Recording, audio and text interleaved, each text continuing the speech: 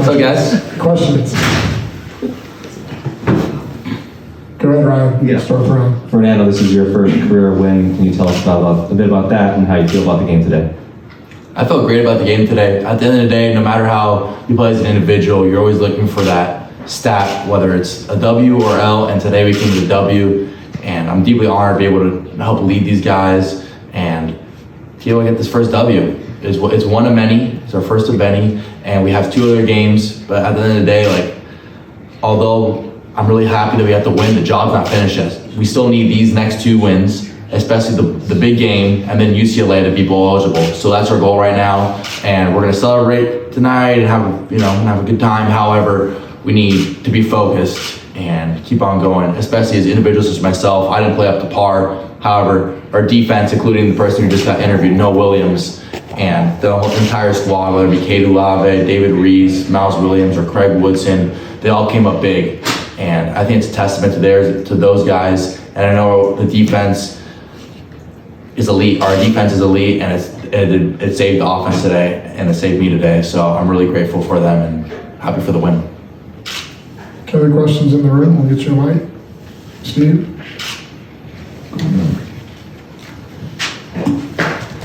Mr. Mendoza, sometimes in any sport, the best players I think sometimes get underappreciated because they're expected to do so well. What do people in the stands, maybe people in the press box, don't realize about how good Jaydn Ott is? Jaydn Ott is spectacular, and I've said it many times, he's going to play on Sundays. And there's a couple mistakes that myself, Jaydn, and the rest of the offense can fix up. And so we're going to come tomorrow, watch the film, but Jaydn's a phenomenal player. And at the end of the game, we're going to put the ball in the best player's hands, and that's Jaydn Ott, especially on our offense. We have outstanding players in the receiving core and offensive line. However, we trust our offensive line, as I believe that they're elite, and they're able to win us that game there at the end. So no matter the circumstances, we're going to put the ball in Jaden's hand and give it to our best players. Jeff?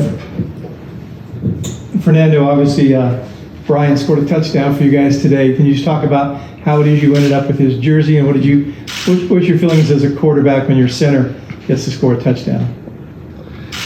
Yeah, so I can go on and give a entire probably 10-minute speech about Brian. However, Brian has been not only a great leader on our team that has stepped up, but also a great mentor for myself. Throughout the entire summer, we did the Cal Reading Challenge together. We spent a lot of individual time together, and he's essentially kind of my mentor, I would say. So it's great seeing him and be able to connect with him, having that center quarterback relationship, which we've been really tight and been communicating the different calls and whatsoever. So seeing him score a touchdown today, that was electric. So, I mean, we were just all going crazy in the locker room, saying that Brian scored a touchdown on senior night. And I also want to shout out the other seniors, Barrett Miller and TJ Session, as they did a great job today as well. So it's really special to see Brian score a touchdown. How did you get the jersey? How do you get the jersey? Shout out the EQ staff. I went in there and I was like, hey, can I get my boy Driscoll's jersey, like his walkthrough shirt? So they're like, hell yeah, let's do it. So I was very pumped and showed my appreciation for Brian and for the other offensive linemen as they really won us this game today. We'll go to Mia next. Can you evaluate your performance today? How do you feel? At the end of the day, whether it's messy or it's beautiful, a win is a win. And to be quite honest, Mia, I don't think I played up to par today, especially in the last 2 minutes of the game. However, this is a live and learn. Being a young quarterback, I think being in those situations are very valuable. And luckily for our defense, they played spectacular at the last 2 minutes. So I was very grateful to be able to learn from those mistakes and then have our defense essentially make up for those mistakes. However, I see it as valuable learning experience, especially in clutch time moments as that. But at the end of the day, it was an all right performance. I'm really looking forward to get better to the big game in Stanford. I mean, the big game in UCLA, as I can be marginally better in those games. And this was the final home game of the Pac-12, and it was a win. Can you talk about that? Yeah, I think that was great, especially for our seniors who've been here for 4, 5, 6 years. To end off the Pac-12, which is very saddening.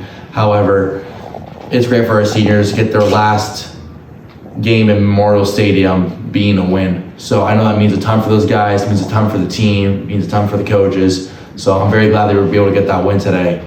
And it's a great feeling when you win. It solves all our problems when you win. So Great. Steve? Fernando, I'm on the fashion beat for a moment. The Driscoll jersey, are you wearing that backwards actually? Is the Driscoll normally on the back? The Driscoll is normally on the back for the walkthrough shirt. However, I think I thought it would be better to wear it backwards. Hence the Driscoll and the 60. So I could do the 60. However, I wanted to highlight that it was Brian Driscoll. So it's a little bit of fashion. I'm not really into fashion. Maybe our teammates who are super fashionable on the team, like Taj Davis, Jaydn or Jaydn Ott or TJ Session, they could give me some fashion tips. But other than that, I thought it was a pretty good fashion choice. Ryan, let's see you follow up on that question. Sorry, I'm going back to football. So Washington State ran 40 more offensive plays than you guys did. They kind of dominated the time of possession. On the sideline, was there anything you had to do or the unit had to do to stay focused or get ready to go back on the field?